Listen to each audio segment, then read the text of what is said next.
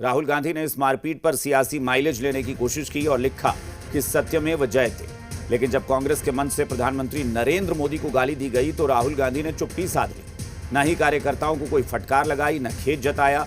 अब सवाल है कि क्या राहुल गांधी ने प्रधानमंत्री मोदी के मां की गाली को इग्नोर किया है और कार्यकर्ताओं की मारपीट को तवज्जो दी। बिहार में घृणा की राजनीति सुलगी हुई है। कार्यकर्ता मारपीट कर रहे हैं, राजनेता एक दूसरे पर कीचड़ उछाल रहे हैं।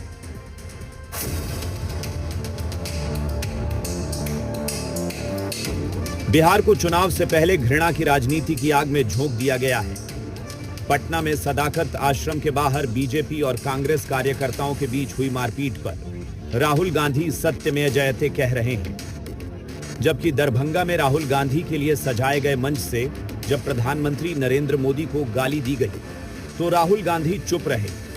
मारपीट पर राहुल गांधी ने एक्स पोस्ट पर लिखा, सत्य और अहिंसा के आगे असत्य और हिंसा टिक ही नहीं सकते। मारो और तोड़ो, जितना मारना तोड़ना है, हम सत्य और संविधान की रक्षा करते रहेंगे। सत्यमेव जयते। राहुल गांधी जी ने जब भारत जोड़ो यात्रा शुरू की थी तो उन्होंने कहा था मेरा ये तपस्या है, तो हम उन्हें तपस्वी कहते हैं। और यहाँ तेजस्वी युवा है, तो तपस्वी और तेजस्वी का जोड़ा बड़ा जबरदस्त ढंग से बिहार के लोगों की, भारत के लोगों की आवाज उठा रहे हैं। वहीं कांग्रेस के गालीबाज नेता के बहाने अमित शाह आग बबूला हैं, तो कांग्रेस कार्रवाई की मांग कर रही है।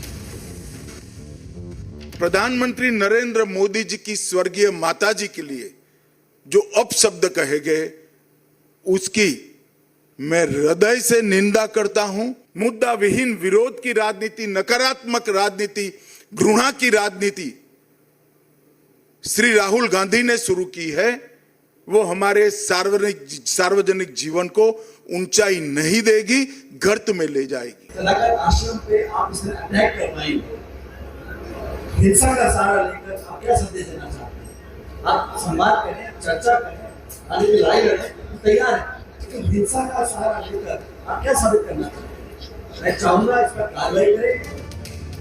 सदाकत आश्रम के बाहर बीजेपी और कांग्रेस दोनों के कार्यकर्ताओं ने लाठी डंडे से एक दूसरे को पीटा, जिस पर सियासी हंगामा बरपा है। गरीबों के दुख को हरने वाले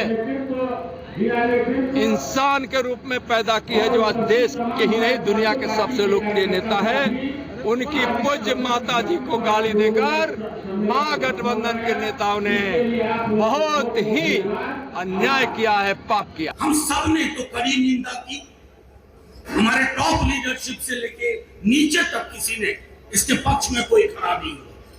लेकिन 50 करोड़ की गर्लफ्रेंड, जर्सी गाय, कांग्रेस की विधवा, भैंस मंगलसूत्र मुजरा, ये किसके बोल थे? वहीं नीतीश कुमार की पार्टी के कोटे से मंत्री अशोक चौधरी भी बीजेपी के प्रोटेस्ट को गलत ठहरा रहे हैं। पॉलिटिकल पार्टी के लोगों का दूसरे पार्टी के कार्यालय में जाना उचित, प्रोटेस्ट करना उचित नहीं।